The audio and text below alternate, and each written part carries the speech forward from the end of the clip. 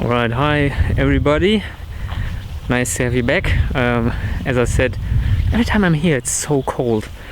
As I said, I was planning to build an outhouse, because this is the tiny little house or shed, but it doesn't have any waste disposal facilities. And so here is beautifully this foundation already been built, kind of cinder block and concrete, and I want to use this to build a little outhouse. However, there is a problem, because the owner before, or the guy who used it before, put these metal things in there and presumably mounted something on it, and the structure that he mounted on top is gone now, and because it's gone, the array in which these are put in is kind of random. They're not in the exact same position everywhere. So he just drilled through the probably wood into the concrete and then mounted the stuff. So I was thinking about using these, but that would mean that I had to take exact measurements and drill with a big drill into the wood and make sure that everything. However, that would be stupid, and because some of these are also canted, they're not really straight up, and so that doesn't work.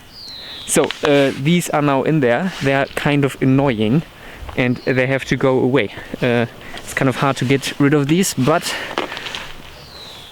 I wasn't asking, so I'm just gonna take these out, and then I want to have a nice and plain foundation for my outhouse, made completely out of wood. And just a quick note on this, as a responsible person, as you are, make sure you know where the sparks are flying so you don't set anything on fire.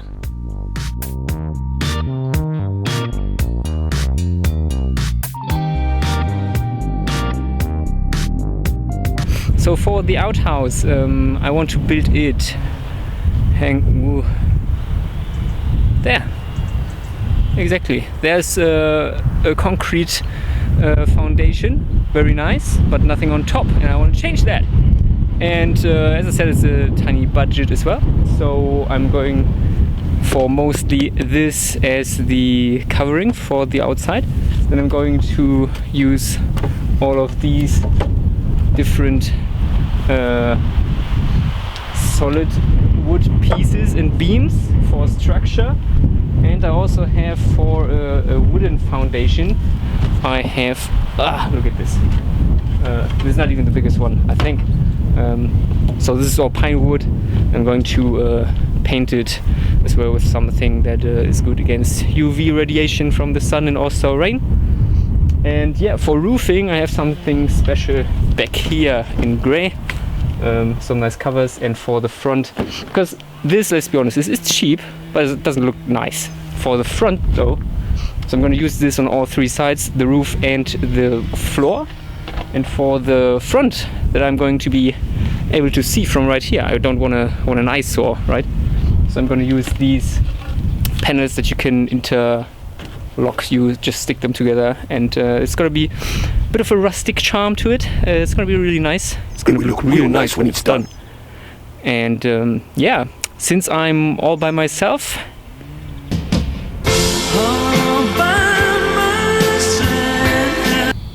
this is going to be just a time lapse, I think. Maybe I'm going to get some help, but there's no way that I can just document it because I wouldn't be able to finish anything today. So I hope you guys don't mind. It's going to be a time lapse thing only. I'm going to talk a bit and guide you through it.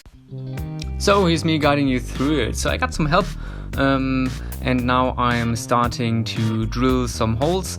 Let's include a screw up counter because I did that several times. Here I got the beams, and I didn't know whether I had some power on the property, so I didn't bring a miter saw with me, which is basically already screw up number one, I would say, just using the hand saw.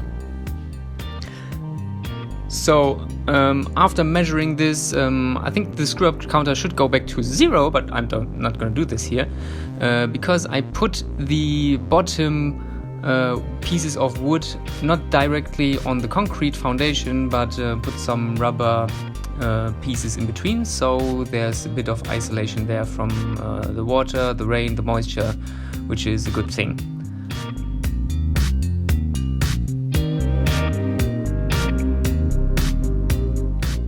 Now, after measuring it very nicely, that would be screw up number 2 right here, because the extension cord just reaches to the outer edge, and I'm just pulling that several times out of the socket, out of the extension cord.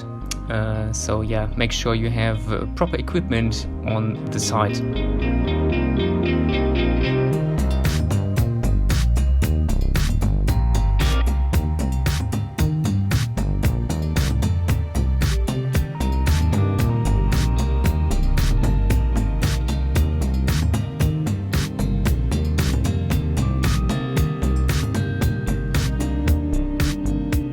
Now, when you do these things, you want to get the best wood that you can. Unfortunately, I wasn't able to get pieces that were totally straight. So I got some that are twisted, which is screw up pretty much number 3. You want to get the best wood that you can, and if there's not any around, you should take your time. I didn't, so I just took the wood that's a bit twisted, which is not a great thing to have it already, kind of messing up your foundation. I managed to work with it, but why make your life harder,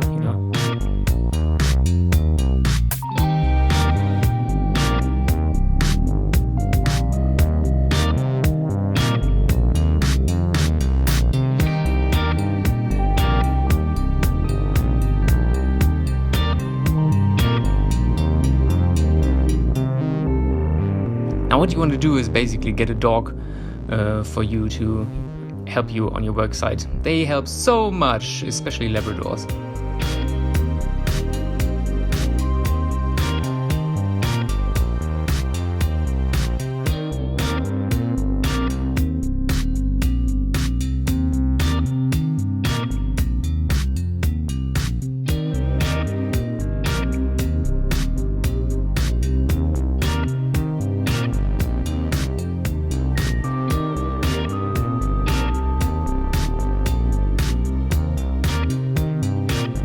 Screw up number 5, due to the twist in the wood, I actually, when I installed this, at this stage, some pieces of the solid foundation underneath actually came loose and got exploded away.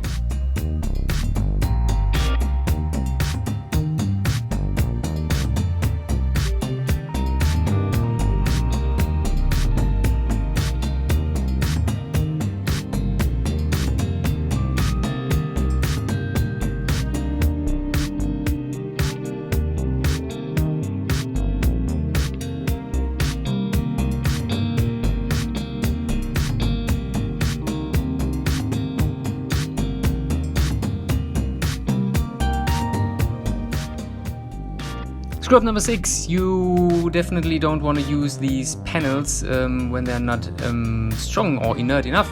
So I had to put some, because there was a lot of flex when you were walking on top, so I had to put some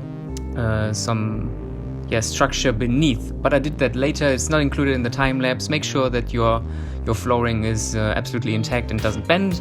If it does, you really have to make sure that your foundation beneath it is just giving it enough structure and stability.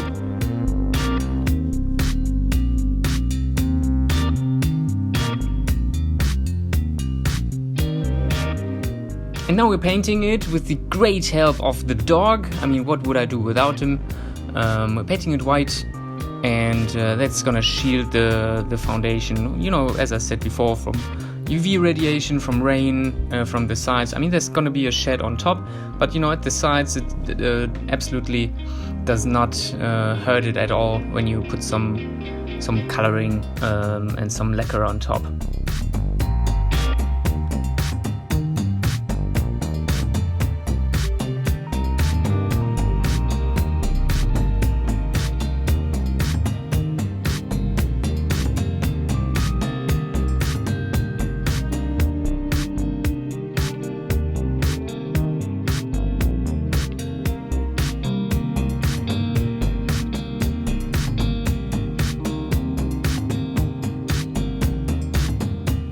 So yeah, this is basically it. This is the foundation for my outhouse. I'm quite excited.